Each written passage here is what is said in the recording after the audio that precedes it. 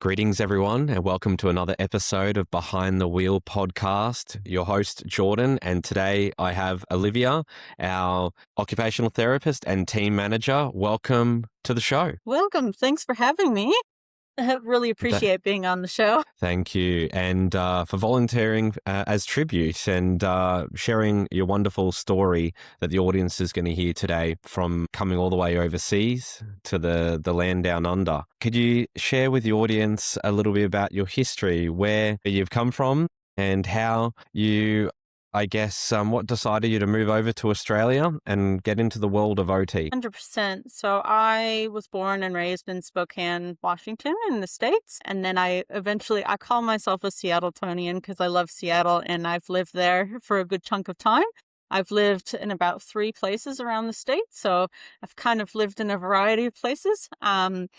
I went to community college and got my my associates in art and science. And then I went to Spokane and got my bachelor's in exercise science. And then I actually studied in Italy in that time, did a semester abroad there, which was really fun.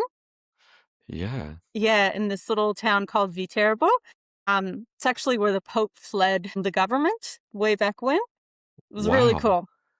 Okay, so I'm just thinking you're sitting on a beach with a cocktail with some notes, going through your lecture notes, or in beautiful Italy or the Amalfi Coast or something like that, but I'm sure it's not. But that's pretty amazing. Yeah, thank you. And then I came to Australia in 2016 and I just loved it. So I applied at Bond University where you went as well. Yes, so, fellow Bondi. Yeah. And the rest is kind of history from there. I've met my partner, and so I've decided to stay here. So I've been in Australia now for 6 years and still love it. And I do miss home, but it's also nice to experience Australia and live in a different country as well. So, yeah. Well, you're quite well traveled and you've seen a few places before finding your home sweet home down here in Queensland, Southeast Queensland, Australia, which is awesome, and up in Brizzy Way. Now, occupational therapy, you've done a fellow Bondi, which is awesome. You can, for the people that are looking at this pod, got a couple of Bond diplomas behind me. So proud Bondi here on the Gold Coast. And so it's great to share those similarities, but also I studied exercise science as a bachelor's and undergrad. Going through that, and then into occupational therapy. Can you take us through the journey that you could have gone into multiple different career routes from exercise science as a really, good grounding for going into a profession like physio or OT or any of our allied health professions? Take us through where OT ended up for you. Yeah, 100%. So when I was 1 year old, I was diagnosed with Lennox-Gastaut syndrome, which is a rare epilepsy condition. So I've received a lot of allied health intervention, which kind of, over the years, kind of triggered me to go into that area. I did consider being a vet at one time. Because I really love animals,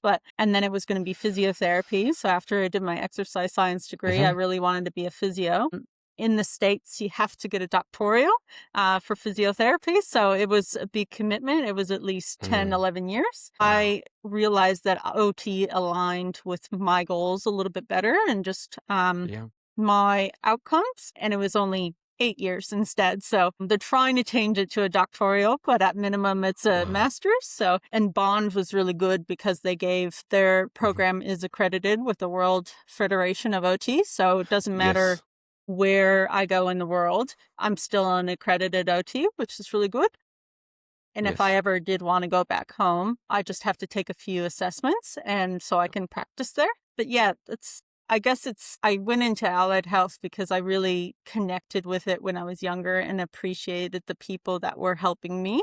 And I wanted to help other people as well. And I can really connect with them. Like when a client asks you something, most times they'll say, "Oh, no, you don't really know what I'm going through," but I can actually say, "Yes, I do. I know what you're going through. I've lived through all of that." So that's kind of cool to me as well. How important is that for you, or to be able to have that true understanding of what some of your clients are going through and be able to share that empathy with the Oh, clients that you're working with from your own lived experience? yeah, it's really good, especially for the ones that do have epilepsy. I don't work with a ton of epilepsy clients, but when I Mhm. do, I always give parents tips and tricks, and kind of the way, and really connect with them on that level. I consider myself one of the lucky ones as well because I've gotten into a good career. I've gotten to be functional. Mm.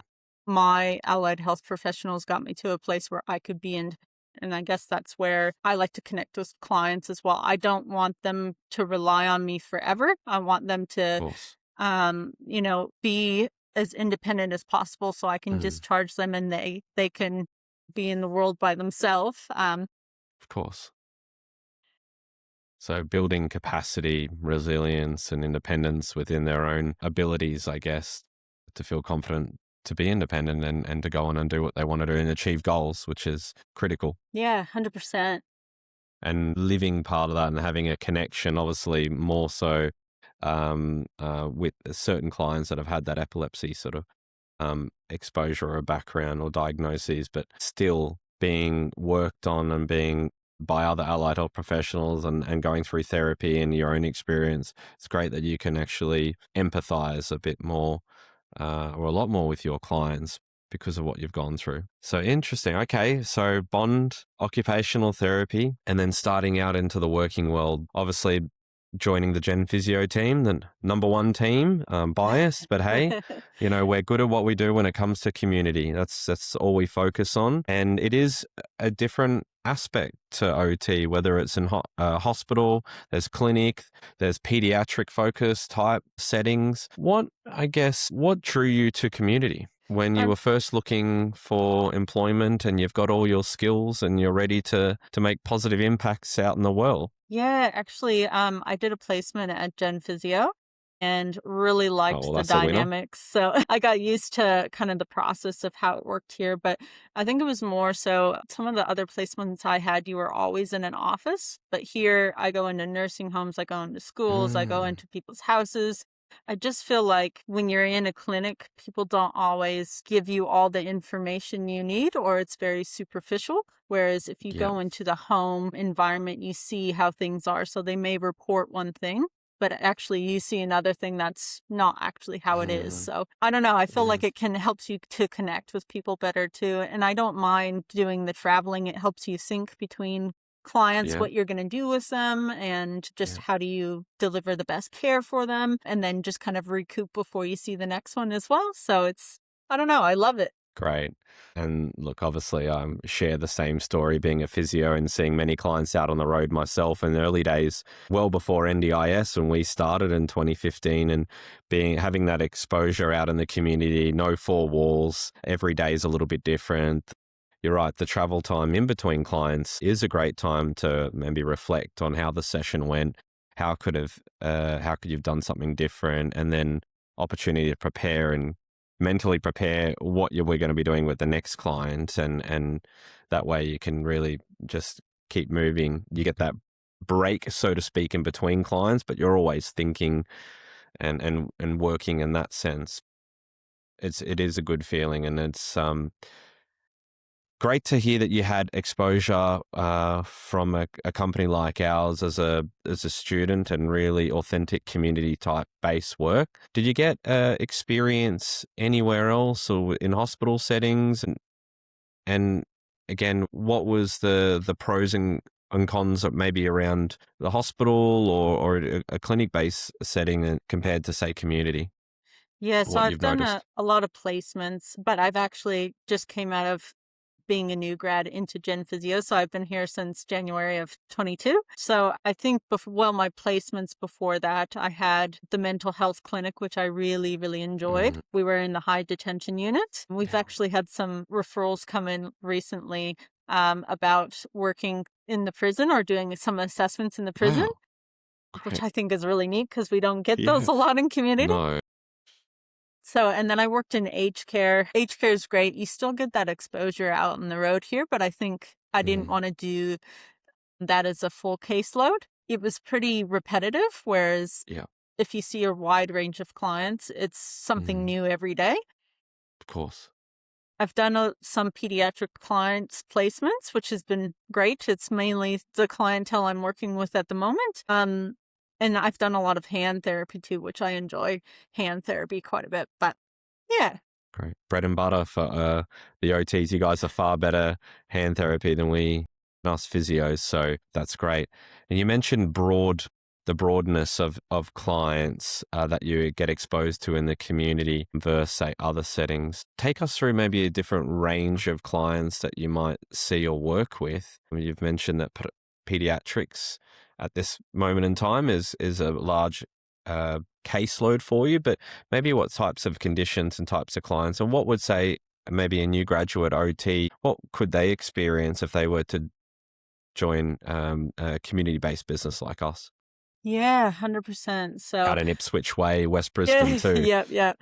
Out in Ipswich, West Brisbane area, it's really heavy peds, but Yeah. I've seen all types of conditions. I've worked with early interventions. I think the youngest I've worked with is 2, and the oldest Wow. I've worked with was 95. So very good range of people. Yeah. But, some people have cerebral palsy. There's a lot of emotional regulation within kids.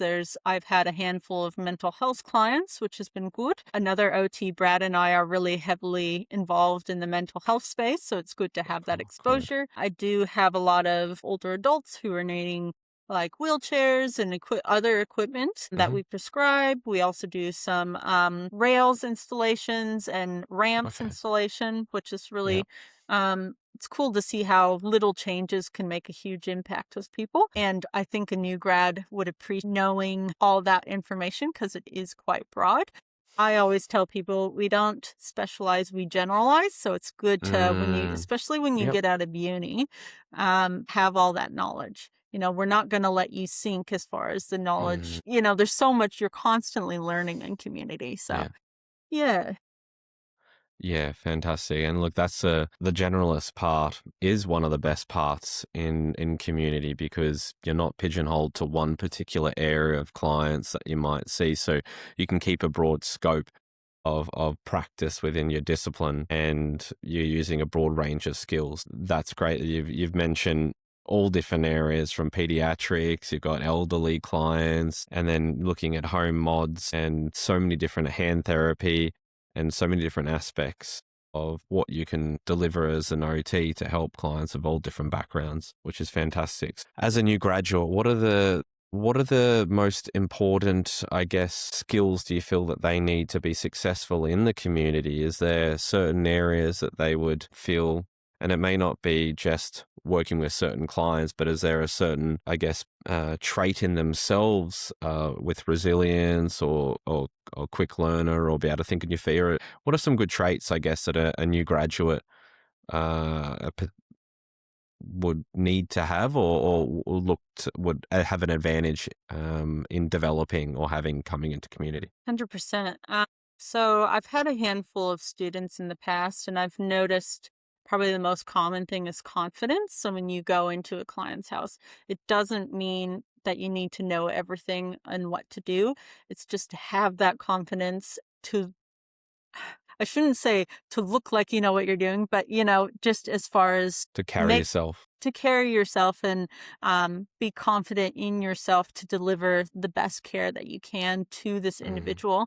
And people will be there to help you if you need further assistance, from like other team members to yeah. expand your knowledge. So and as well as, I guess, knowing the different funding bodies as well, because I feel like that's something Mm, that we didn't really learn too much in uni. yeah.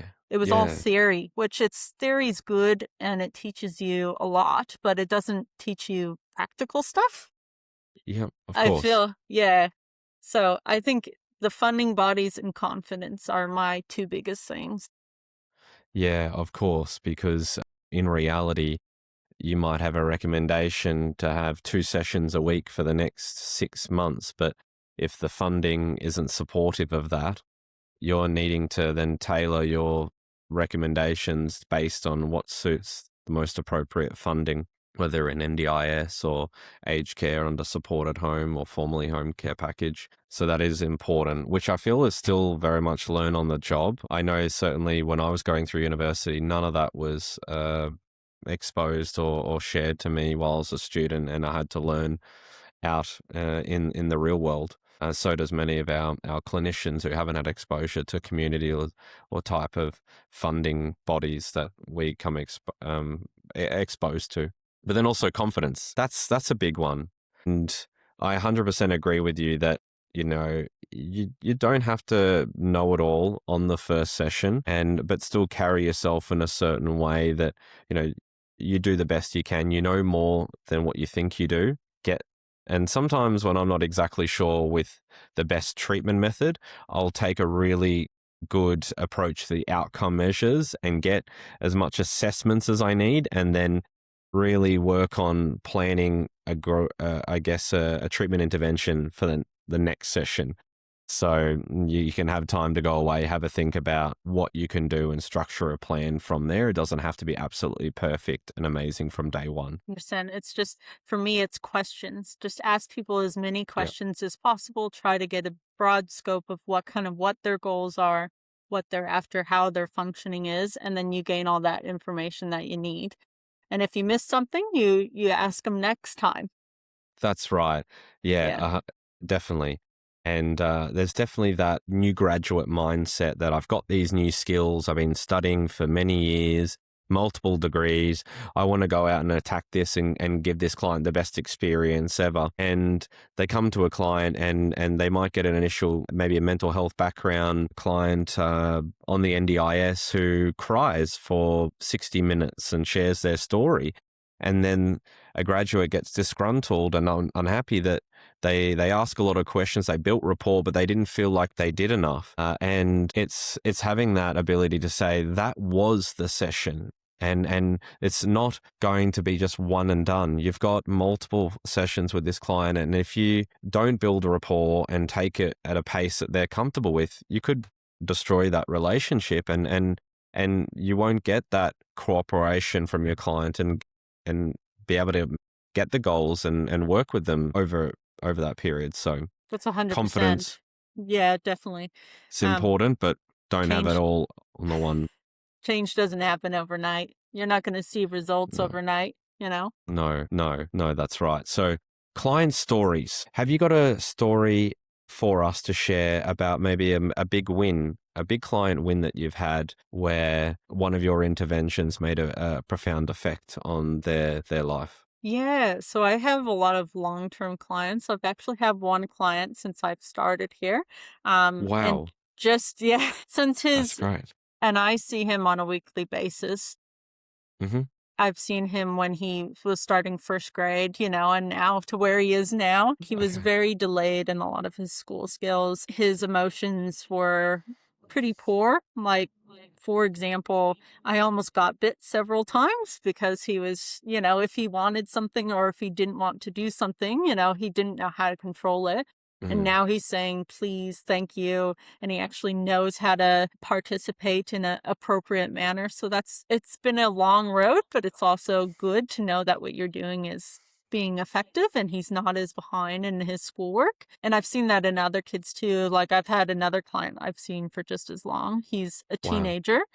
Yep. And he used to get D's, F's, and now he's getting B's and C's. So it's just those little wins over time. I really like having those long-term clients because of that. Yeah. You can see So that progress over time. And how do they feel when they achieve their goals or improve in the areas they're working on? it depends your clientele because adults will say, thank you so much for helping me. You've really made a big impact. But kids don't always tell you that, but their parents do. So you get that gratification from the parents and it's building that rapport as well. So if you really connect with your Mhm. clients, they'll see you as, I don't want to say family because you're not family, but they see you as someone in their life who's really made an Mhm. impact. So kids kind of tell you in a different way than adults, but yeah. But you're still getting that feedback though, and that's really important, especially Yeah. outside the session that the family is around, they're aware, they can see those improvement. And and sharing that with you, obviously that gives you a good feeling that you know that your interventions are having a positive effect on your clients. Yeah. And if you're unsure, just ask for feedback. How am I doing? Mhm. I know it seems like Yeah. a weird thing, but what can we Yeah. do to improve? Do we need to modify our goals? You don't need to say, how am I doing, I guess, in full, but it's Mm. more of what can we do to modify it so we can make more improvements? Yeah. I don't know if that makes sense.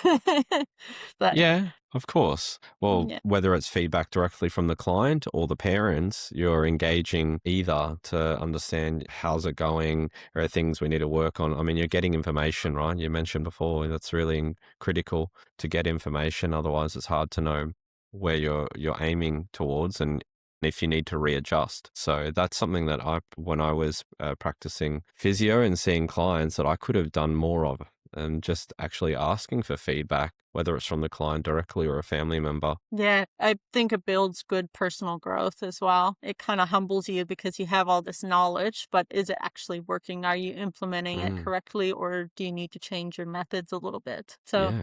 yeah. And when it comes to methods and interventions and all that good stuff, is there a particular tool or equipment or a strategy that you use that gets really good results with your clients, or that you find that you use more often? I feel like it's just catered individually to everyone. There is a bunch of resources like social communication books that I do follow for those Okay. social skills, but Yeah. it's really about connecting with the client, seeing how they kind of behave, what their threshold is, and then kind of modifying your activities to fit their needs. So, yes and no, I guess.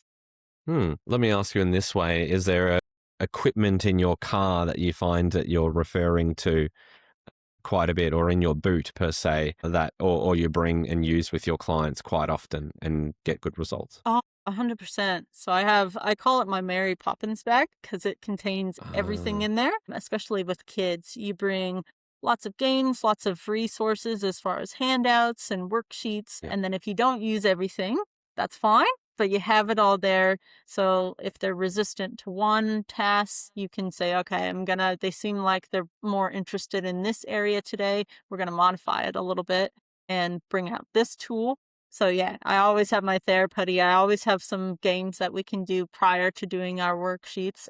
Every one of my clients has a little book, and then I paste our worksheets in there so we can kind of Oh, reflect on good. what we do.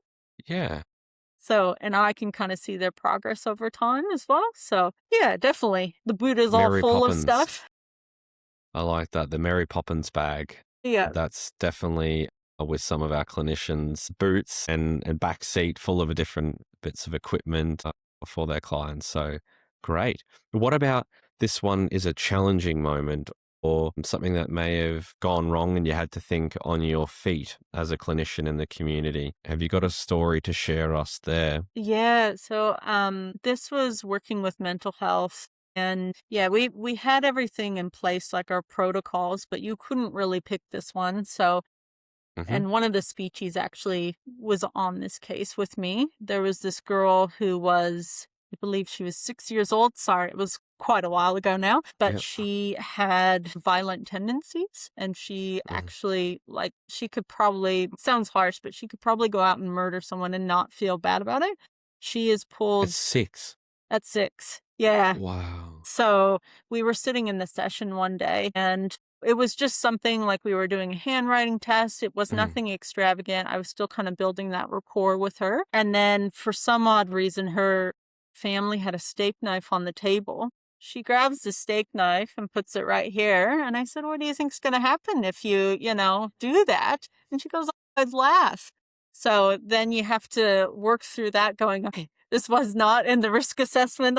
What do I do? And then Wow. uh, you de-escalate the situation and then go, okay, this is what happened. And the mom actually said to me after that, I'm glad that you saw that because she often pulls a knife on my 1-year-old, and she often pulls a knife on myself and a lot of other people. But no one has really believed me until now. So it was scary, and I Wow. debriefed with everyone, but Yeah. you never know what you're getting in community as far as you're always going into different environments without knowing the full picture. And new grads shouldn't be Mhm. afraid of that, but if something does happen, I always tell my clinicians to come to me about that stuff. Yeah. Of Yeah, course, yeah. yeah. And when it comes to, I guess, the safety aspects, would you say it's particularly with newer clients, that's something you or initials that you're kind of aware of your exits, where the you kind of get your bearings in the house. Is there anything that you would do in particular to help de-escalate a situation and be prepared for something like this? Because there's only a risk assessment that our team do, and there's only so much, right? And sometimes things go astray in sessions, and it's very unlikely, but they do happen. So is there, certain things that you could, do in the future to help mitigate things like this? Yeah, so especially with referrals that come in, I always ask, have they ever done anything? Ask the parent, if it's a child, ask the parent, have they ever been violent? And if there's anything in that nature, I never give new grads that. Yeah, For myself, I'm okay to take that calculated risk because I'm confident and I've worked yeah, in those difficult situations. But then again, you pick and choose, and you can't really pick and choose, the risks, so to speak. So yes, I don't know, it's just taking those necessary precautions just like you would going into any other environment. But it's just not in the workplace as well. You could go out into the community and something happens, off of mm. work. So It's hard to yeah, prepare, but it's something to just be mindful of that, be aware of your environment, ask as many questions as you can to the family members that are there. And particularly, I guess, for mental health clients that, I guess, take a more steady approach. exactly right. Yeah. Wow. So there you go. And what happened to that client? Were you able to continue therapy and get results, or you felt that it was not suitable? The speechy and I determined that while the kids still needed OT and speech, Mm, that was to kind of be put on the back burner for a little bit until she got that behavioral intervention because we couldn't yeah. get Yeah. anywhere as far as progress with her without her Okay. receiving that first step. So I Yeah. Okay. connected the family to some, government resources and Yep. connected them with the Family and Child's Connect Hmm. people in Ipswich. So Okay. I made Good. sure they had all the tools to get the Yeah. intervention she needed before we discharged them. And then I Yeah. said, if it ever gets to a point where she's more regulated, then we can have a conversation about her goals and Hmm. what we want to do from there. But she wasn't attending school. She didn't have anything that we could work off of. So you kind Yeah. of gotta, yeah, It's only so much you can do, right? that's But it. you've set them up with the right supports, and you did the right thing there. Yeah. Thank Wow. you.